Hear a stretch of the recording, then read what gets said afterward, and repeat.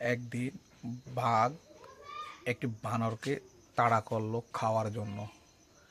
বানর বুঝতে পেরে অনেক চিৎকার করতে লাগলো এবং দৌড়াতে লাগলো। এমন সময় বাঘকে বানর বলতে লাগলো, পিছনে তোমার বন্ধু।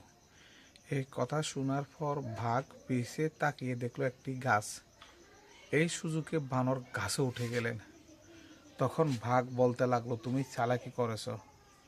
এমন সময় বানর বাঘকে বললেন, সব সময় শক্তি দিয়ে কাজ হয় না, কিছু সময় মাথার বুদ্ধি দিয়ে কাজ করতে হয়।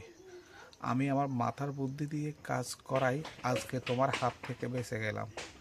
তখন বাঘ বুঝতে পারলো সব জায়গাতে শক্তি প্রয়োগের কোনো দরকার হয় না, কিছু কিছু জায়গা বুদ্ধি খাটিয়ে কাজ করতে হয়। আর ওই সময় বাঘ বুঝতে পারলেন তার মাথায় বুদ্ধি কম, শক্তি বেশি। শক্তি দিয়ে সব জায়গা সফলতা অর্জন করা যায় না।